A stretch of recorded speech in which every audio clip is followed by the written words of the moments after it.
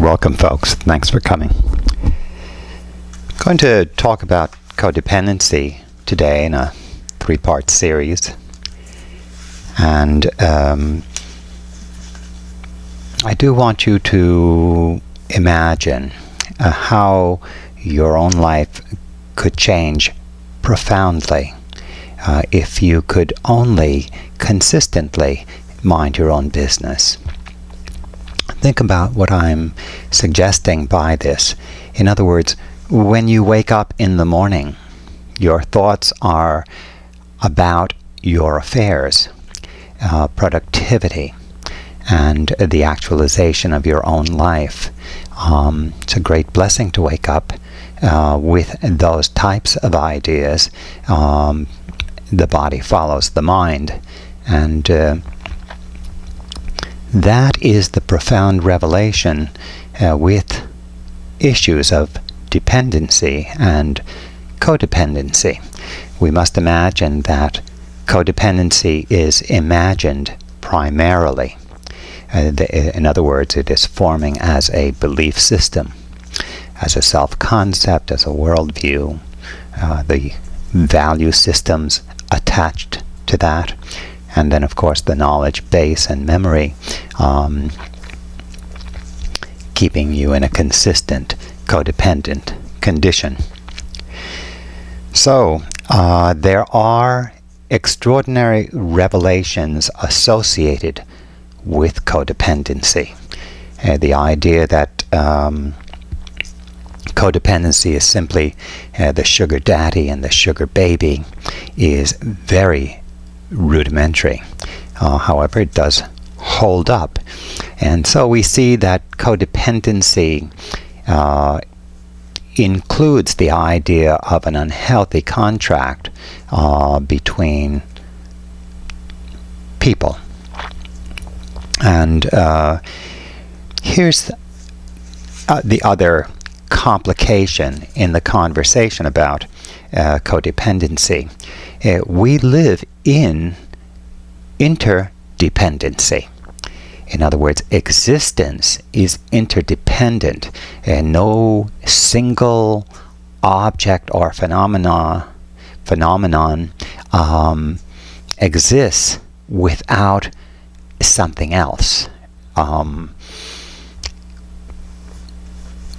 Even secular science recognizes this remarkable interdependence that pervades the universe. It appears that indeed the universe or existence is a singularity, and forming from this interplay of dependency. So not to get too far away, not that we're afraid of speculating about existential issues. However, it's a good starting place in our conversation. I think it's critical to understand that the idea of self-reliance and autonomy are pointers. There is no self-reliance, so to speak, no actual autonomy.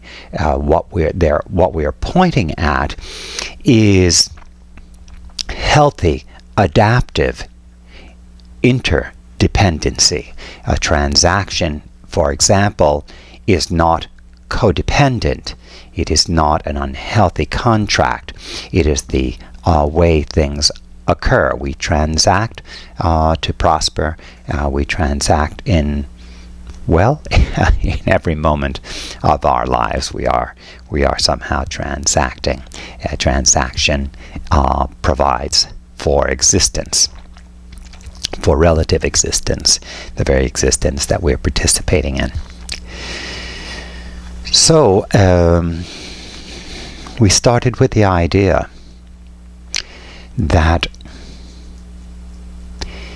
if we could possibly take back our mind and pay attention to our actualization, and now let's talk about that. There is a distinction between a non-adaptive value system and a adaptive value system.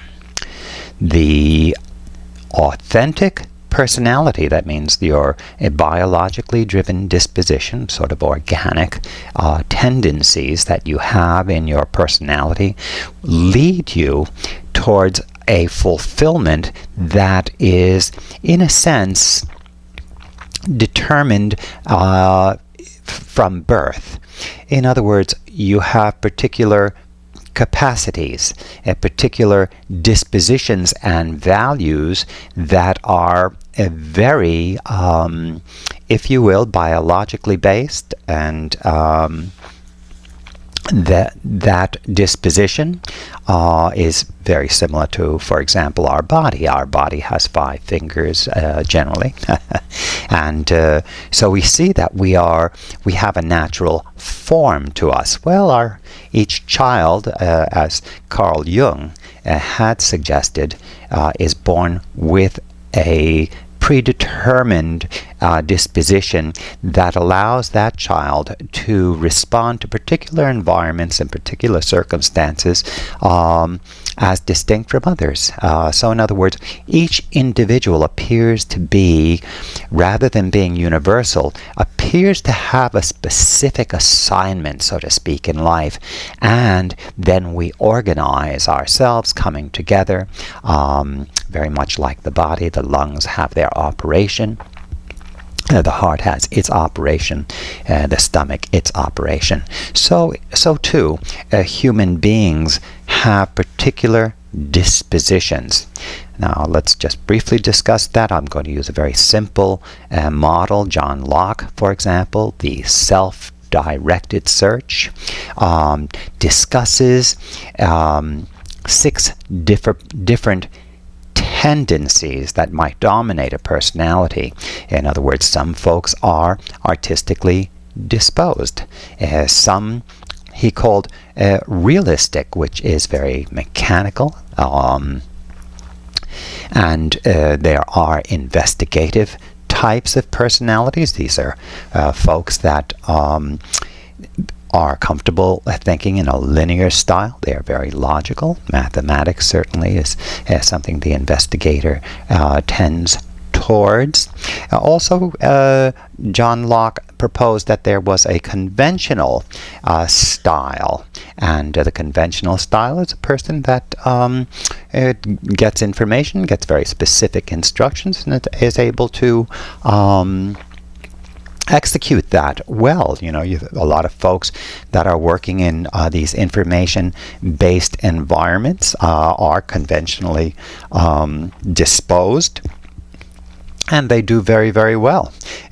Not people that are disposed quite differently. The artistic disposition, with its tendencies towards innovation, will of course not be that comfortable in a conventional environment. And lastly, there's the humanistic social type of personality, and these are the humanists, and there are other qualities that tend to be associated with this social style. Now, this does not necessarily mean an extrovert. This simply means a particular type of disposition. It really looks at values. Now, if these are values that you are responding to. So we're talking about the authentic self. This is a conversation about codependency.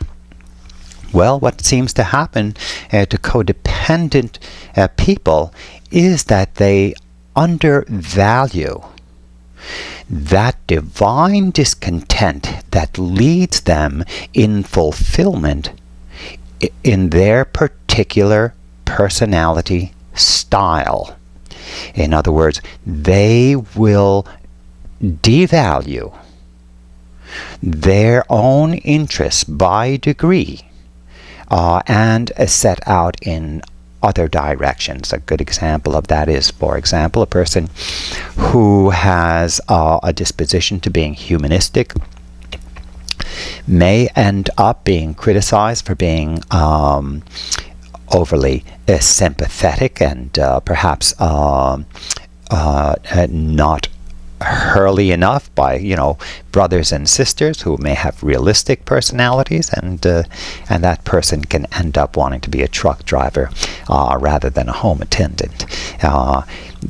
Here's the difficulty, the tragedy of it all, is that when that person who, for example, seeks to redeem honor, seeks to be accepted by the family, seeks to look a particular way, has a cultural ideal of being perhaps a tough guy, that type of thing. When they enter these trucking type of environments, they are not responding organically, naturally enough. They don't learn as well. When a person enters his own environment, an environment that responds to that particular personality disposition, that means that particular value system, that it becomes validating, and it reinforces itself, and learning occurs. There is a tendency to learn in an environment that resonates with your personality. So we are talking about codependency. Why? Because the codependent person is distracted from themselves. What themselves? That particular personality style that is organic, biologically driven. That's what happens. So, why does that occur? Well, disturbances. Now, codependency, the term codependency really developed as a term that described people who lived with alcoholics, for example, and a father who was alcoholic and controlling actually subordinates can subordinate the family, secondary to the addiction, and does not want to be criticized, does not want to be redirected, that type of thing. And so a subordinated family member now enters an unhealthy contract with the parent. It can be, in fact, subjugation. You're subordinated. They'll become very unpleasant if you speak up. And so that repression and that whole situation produces in a child a worldview and a self-concept and a value system. Get that idea?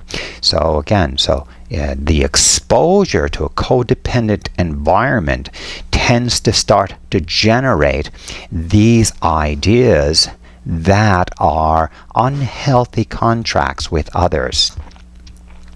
Bullying, for example, or becoming fully subordinated, needy. So the person who subordinates herself, for example, or himself, in the family setting, will take that education out into the world and begin operating with that strategy in mind, playing the subordinated role so that things can work well.